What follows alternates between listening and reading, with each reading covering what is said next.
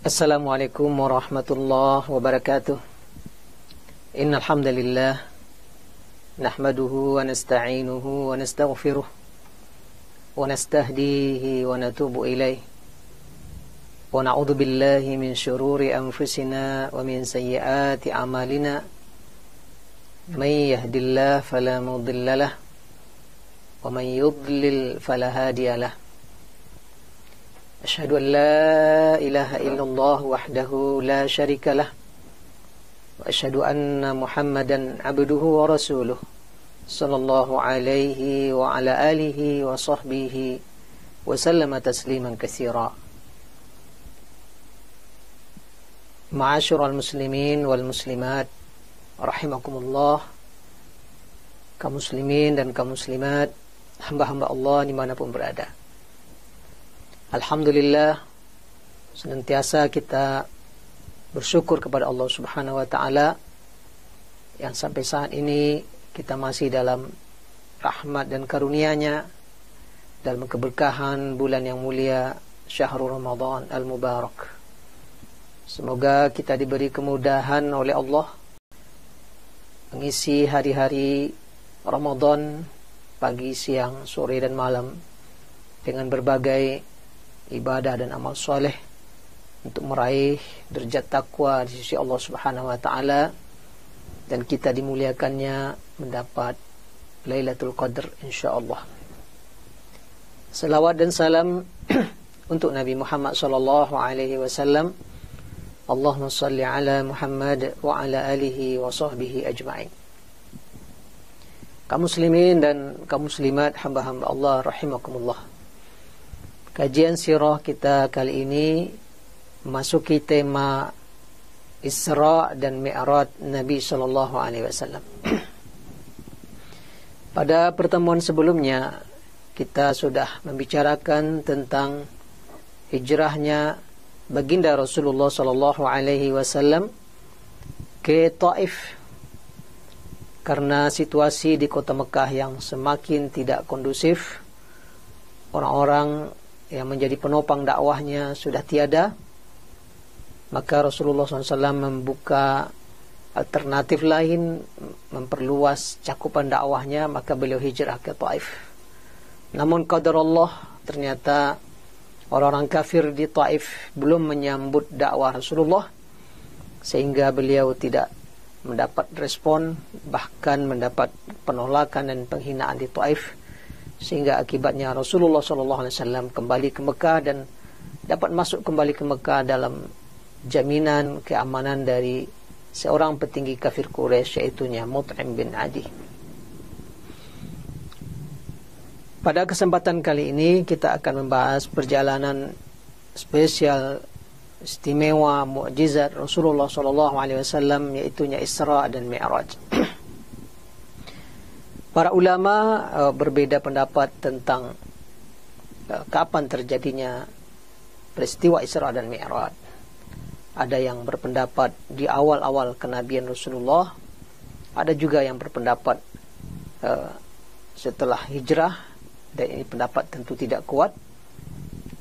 Mayoritas para ulama sirah dan sejarah perjalanan dakwah Islam berpendapat bahwa peristiwa Isra dan Mi'raj terjadi di periode Mekah.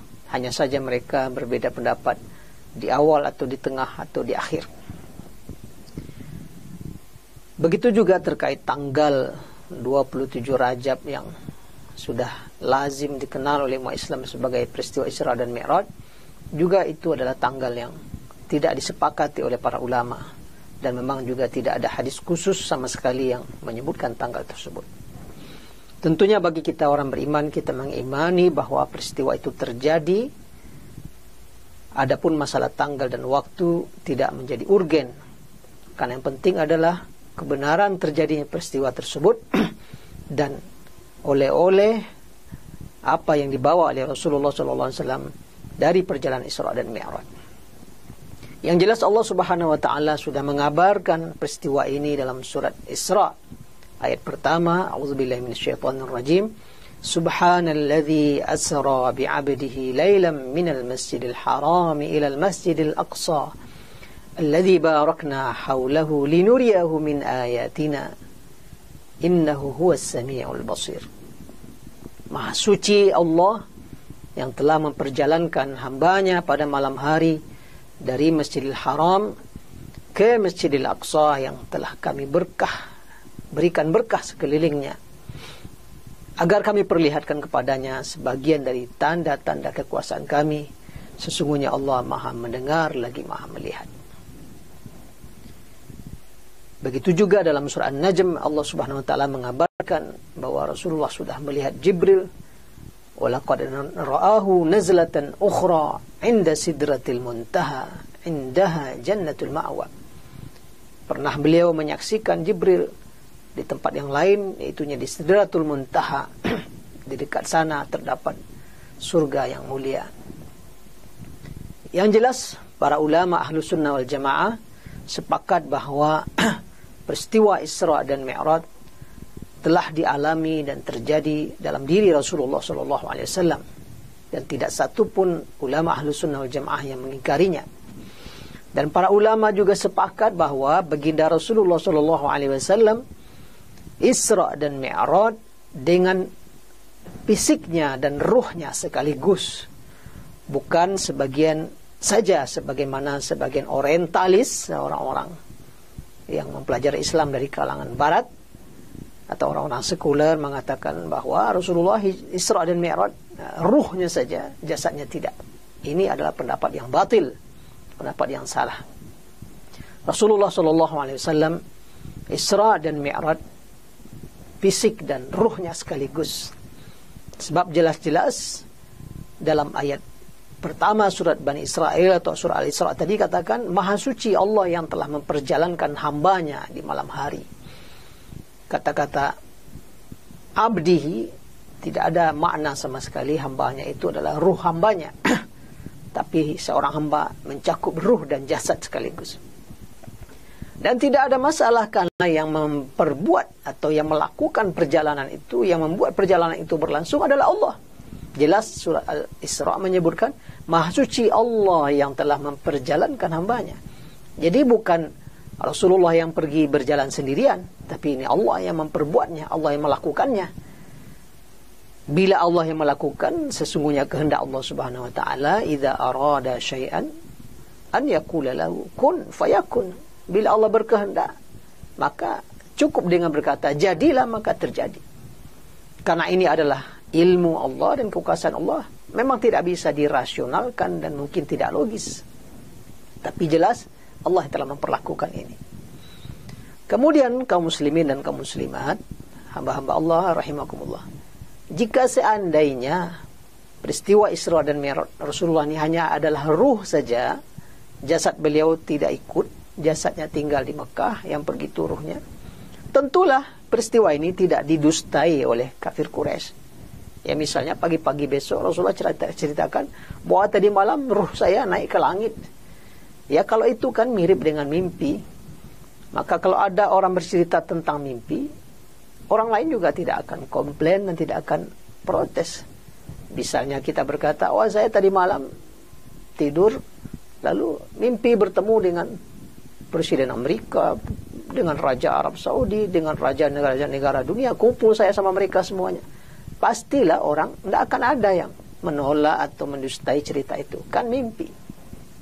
Tapi semua buku sejarah, semua buku sirah menceritakan bahwa begitu paginya Rasulullah bercerita dia telah Isra dan Mi'raj, seluruh kafir Quraisy mendustainya. Pendustaan ini menunjukkan bahwa Rasulullah Isra dan Mi'rajnya dengan jasadnya dan ruhnya. Kalau hanya sekedar ruh berarti mimpi. Pasti tidak akan ada yang mendustainya. Pendustaan kafir Quraisy ini menjadi bukti bahwa Rasulullah melakukannya secara fisik. Nanti kita ceritakan kisah kejadiannya. Yang jelas perjalanan Isra dan Mi'raj ini memang menjadi sebuah titik balik dakwah Rasulullah SAW. Pasca dia mengalami tahun duka cita, wafatnya Abu Talib, sang paman yang membela dakwahnya, dan wafat dalam keadaan kafir. Lalu wafatnya Khadijah, walaupun juga ada sebagian yang berpendapat peristiwa Isra dan Mi'raj terjadi dan Khadijah masih hidup. Ada sebuah hadis yang Sebagian mengatakan dhaif, lemah, ada yang mengatakan hasan, bahwa Rasulullah setelah diajarkan oleh malaikat Jibril solat 5 waktu, diajarkan oleh malaikat Jibril cara berwuduk di sebuah lembah, lalu Rasulullah mengajarkan cara berwuduk kepada Khadijah. Tapi ada yang mengatakan hadis ini adalah ketika Jibril mengajarkan solat di awal-awal dakwah, ketika Jibril mengajarkan berwuduk di awal-awal wahyu, karena Rasulullah sudah solat sejak awal. Tapi ini semua memang menjadi tempat perselisihan para ulama. Yang jelas peristiwa Isra dan Mi'raj memang sudah lebih cenderung para ulama sirah nabawiyah mendekati masa-masa hijrah Nabi SAW. Peristiwa ini setelah Rasulullah didera oleh kejadian yang membuat beliau berduka, terpuruk dan sebagainya, seolah-olah Isra dan Mi'raj ini menjadi sebuah penghibur dan sekaligus menjadi titik balik dari dakwah Rasulullah. Akan segera dakwah ini bangkit dan kemudian berjaya dan menumpas kebatilan. Peristiwa Isra dan Mi'raj kemudian terjadi ketika Rasulullah SAW malam hari itu didatangi malaikat Jibril. Kemudian terjadi dalam hadis yang sahih, Ibunda Aisyah menceritakan bahwa malam itu kembali terjadi peristiwa belah dada Rasulullah. Ingat dulu waktu beliau kecil, lebih kurang pada usia 4 tahun, di bawah asuhan Halimah As-Sa'diyah, pernah terjadi peristiwa belah dada Rasulullah. Maka sebelum malam Isra dan Mi'raj itu, pada malam itu juga kembali terjadi peristiwa belah dada Rasulullah. Malaikat Jibril membelah dada Rasulullah dan kemudian membersihkan bagian di hati Rasulullah dan kemudian kembali mempertautkannya, dan baru melakukan perjalanan Isra dan Mi'raj dengan menunggangi kendaraan Buraq didampingi oleh malaikat Jibril. Nabi SAW berangkat dari Masjidil Haram, dari rumahnya, langsung menuju Masjidil Aqsa. Sesampai di Masjidil Aqsa, Rasulullah SAW menambatkan buraknya di salah satu dinding Masjidil Aqsa, yang sekarang dinding itu dinamakan, sejak dahulu dinamakan oleh orang-orang di Palestina Haitul Buraq, ya, dinding Buraq. Tetapi kaum Yahudi Israel menjadikan dinding itu tempat peribadatan suci mereka. Mereka namakan dinding itu Haitul Mabka, dinding ratapan. Di sana mereka menangis, menulis surat-surat dan sebagainya. Di situ kaum Yahudi beribadah sampai hari ini. Dinding ratapan Yahudi Israel ini telah menjadi bagian kawasan kekuasaan Israel. Kaum muslimin tidak bisa ke tempat ini sampai hari ini. Tapi kaum muslimin di Palestina menamakan dinding itu sebagai Haitul Buraq, dinding Buraq, di mana dahulu baginda Rasulullah SAW menambatkan buraknya di sana. Kemudian Rasulullah SAW juga sholat di sana 2 rakaat dalam hadis yang sahih, dan diriwayatkan para nabi dan rasul ikut sholat, dan Rasulullah SAW menjadi imam bagi mereka. Ini juga pertanda bahwa kepemimpinan risalah dan kepemimpinan kenabian, kerasulan betul-betul memang sudah ditakdirkan oleh Allah Subhanahu wa taala kepada Rasulullah SAW. Kemudian Rasulullah SAW dari Masjidil Aqsa naik ke langit bersama Jibril, memasuki langit pertama. Jibril minta izin masuk, kemudian diizinkan masuk, dan di langit pertama Rasulullah SAW bertemu dengan Nabi Adam dan disaksikan di sebelah kanannya ada sekelompok arwah para syuhada, dan di sebelah kirinya arwah para orang-orang yang celaka, penghuni neraka. Lalu kemudian Rasulullah SAW naik bersama malaikat Jibril ke langit kedua. Di langit kedua bertemu dengan Nabi Yahya dan Nabi Isa alaihissalam, wa ala nabiyina afdhalus salatu wassalam. Naik ke langit ketiga bertemu dengan Nabi Yusuf. Naik ke langit keempat bertemu dengan Nabi Idris. Naik langit kelima Nabi Harun. Langit keenam Nabi Musa alaihissalam, dan di langit ketujuh Nabi Ibrahim Abul Anbiya. Lalu kemudian Rasulullah SAW terus naik ke atas ke Sidratul Muntaha sampai mendekat kepada Allah Subhanahu wa taala. Tetapi Rasulullah tidak melihat Allah. Dia hanya melihat cahaya. Ya, hampir saja dekatnya itu, jarak yang sangat dekat. Nah, ketika itu Rasulullah SAW mendapatkan syariat dari Allah Subhanahu wa taala, salat sebanyak 50 waktu sehari semalam. Menerima perintah Allah, Rasulullah SAW kemudian turun dan kembali ke langit ke-7, lalu kemudian ke langit ke-6, bertemu kembali dengan Nabi Musa alaihissalam. Maka Nabi Musa bertanya, apa yang telah diperintahkan oleh Tuhanmu kepadamu? Maka Rasulullah mengabarkan perintah solat 50 waktu. Maka waktu itu Nabi Musa memberikan saran agar kembali kepada Allah memohon keringanan, sebab umatmu tidak akan sanggup. Dan kemudian seperti yang diriwayatkan oleh Imam Bukhari dalam sahihnya, bahwa Rasulullah bolak-balik kepada Allah meminta keringanan, naik ke atas lalu diturunkan sampai kepada Nabi Musa, diminta turunkan lagi. Tidak ditemukan riwayat yang sahih berapa penurunan setiap kali Rasulullah SAW meminta keringanan kepada Allah Subhanahu Wa Taala. Yang jelas dari 50 kemudian sampai beberapa kali baginda Rasulullah SAW turun naik, kemudian di akhirnya 5 waktu solat. Itu pun ketika bertemu dengan Nabi Musa kembali disarankan untuk meminta keringanan, tapi Rasulullah SAW sangat malu karena sudah sangat beberapa kali bolak-balik ke atas minta keringanan. Maka Rasulullah SAW kembali turun dan sebelum subuh beliau sudah kembali berada di kota Mekah.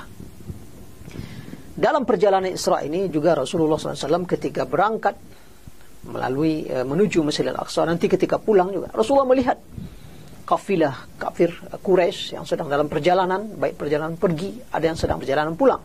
Bahkan yang perjalanan pulang ini ketika Rasulullah pulang juga, esok harinya Rasulullah menceritakan kepada kafir Quraisy bahwa saya bertemu kafilah ini dan sebentar lagi atau sekian hari lagi dia akan sampai di Mekah. Ini sebagai bukti kebenaran perjalanan beliau. Juga ketika Rasulullah SAW naik ke langit, Rasulullah SAW melihat surga, melihat neraka. Rasulullah SAW dilihatkan oleh Allah Subhanahu Wa Taala 4 sungai, 2 sungai yang nyata dan 2 sungai yang batin, sungai yang zahir, sungai yang batin, sungai di surga. Dan sungai yang nyata ini adalah sungai Nil dan Efrat yang dilihat oleh Rasulullah SAW. Para ulama menyebutkan bahwa apa makna, apa tafsir Rasulullah SAW melihat sungai Nil dan sungai Efrat atau Furat dalam perjalanan Isra Mi'raj ini.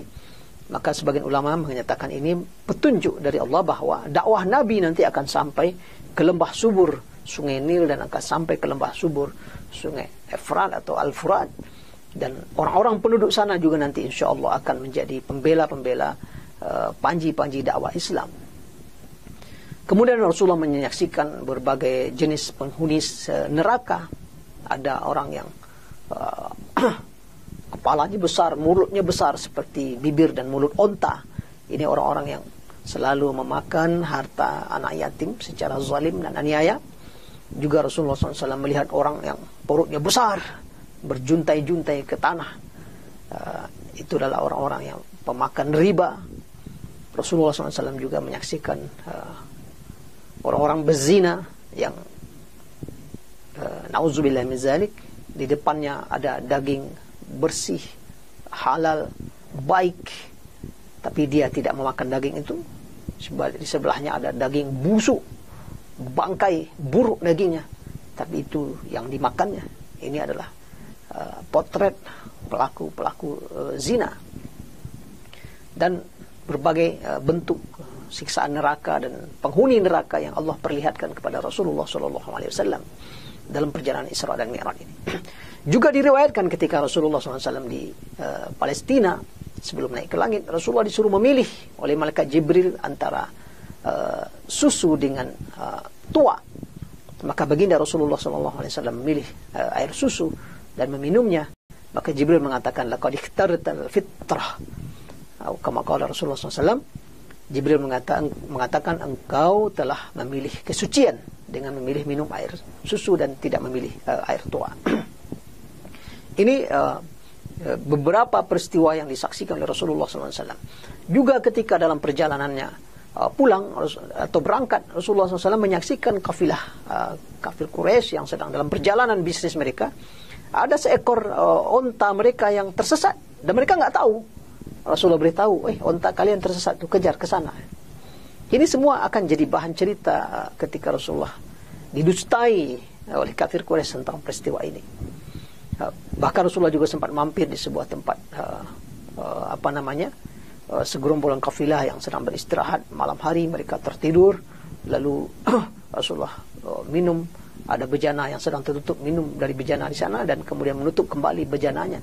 Rasulullah ceritakan juga itu nanti kepada kafir Quraisy. Lalu Rasulullah SAW sampai kembali di kota Mekah pada sebelum subuh, artinya dalam lebih kurang sepertiga malam baginda Rasulullah SAW menyelesaikan perjalanan dari Mekah ke Masjidil Aqsa yang jaraknya lebih dari 1000 km. Kalau kita terbang menggunakan pesawat dari Jeddah ke Palestina lebih dari 1 jam atau 1 jam setengah, ya, lebih dari 1 jam setengah. Kemudian naik ke langit yang tentu jaraknya tidak terukur. Seperti apa Allah persiapkan jiwa, raga, fisik Rasulullah SAW, itu hanyalah kekuasaan Allah Subhanahu Wa Taala.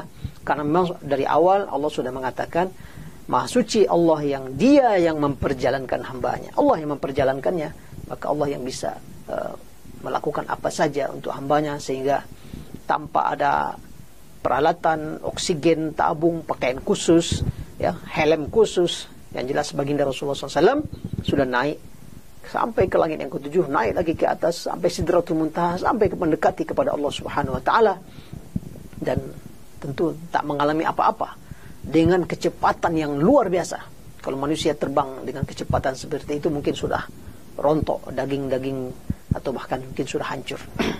Tapi Allah Subhanahu Wa Taala dengan segala kekuasaannya yang menjadikan ini mukjizat bagi Rasulullah SAW. Esok harinya Rasulullah SAW menceritakan peristiwa ini kepada kafir Quraisy. Sudahlah mereka sebelumnya sudah enggak percaya, enggak beriman, sudah mencaci mereka, beliau menuduh pembohong, menuduh pendusta, menuduh tukang sihir, menuduh sebagai syair pujangga, menuduh beliau gila dengan risalahnya mengajarkan tauhid, mengajarkan Allah, mengajarkan iman kepada hari akhir, mengajarkan tentang akhirat, neraka dan surga.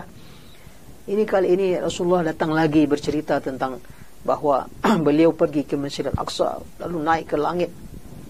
Ini memang tentu luar biasa. Pendustaan langsung spontan dari kafir Quraisy. Bahkan mereka mencela dan mengejek Rasulullah. Tapi Allah punya kekuasaan. Rasulullah belum pernah ke Masjid Al-Aqsa sebelumnya. Ini kali pertama beliau sampai ke Masjid Al-Aqsa. Dan waktunya sangat terbatas. Datang, menambatkan buraknya, kemudian setelah itu Rasulullah SAW sholat, lalu naik ke langit, pulang. Tentu Rasulullah tidak sempatlah memperhatikan Masjid Al-Aqsa itu seperti apa, pintunya berapa, bentuknya kayak apa. Nah, ini yang ditanya oleh kafir Quraisy. Kalau benar Anda sudah pulang dari Masjid Al-Aqsa, tolong ceritakan Masjid Al-Aqsa itu kayak apa. Ini tentunya ditanya oleh kafir Quraisy karena kafir Quraisy tahu bahwa Rasulullah belum pernah ke sana. Tapi kemudian Allah tampilkan kepada Rasulullah sehingga Rasulullah bisa menceritakannya sambil melihat yang ditampilkan oleh Allah itu. Beliau melihat seperti apa bentuk Masjid Al-Aqsa. Maka beliau sampaikan bentuknya begini, pintunya begini dan seterusnya. Tentu terbengong-bengong, ya, terheran-heran kafir Quraisy karena mereka tahu Muhammad bin Abdullah belum pernah ke Masjid Al-Aqsa. Lalu bahkan Rasulullah ceritakan, saya dalam perjalanan pergi pulang melihat rombongan kafilah si fulan, bertemu dengan kafilah si fulan, bahkan nanti beberapa hari lagi kafilah ini akan datang. Beliau ceritakan semuanya. Tapi kalau sudah kafir, kalau sudah benci, kalau sudah tidak mau mendengar kebenaran, ya tetap saja engkar. Nah, waktu itu Abu Bakar Siddiq ketika dikatakan oleh orang, temanmu, sahabat karibmu mengatakan begini-begini. Abu Bakar mengatakan, jika sudah dia katakan begitu, saya percaya. Berita yang lebih dari itu saya imani. Apalagi berita ini. Maka karena itu, Abu Bakar digelari dengan As-Siddiq, yang benar dan membenarkan segala kebenaran yang dibawa oleh Rasulullah SAW. Itulah peristiwa mukjizat Rasulullah SAW. Peristiwa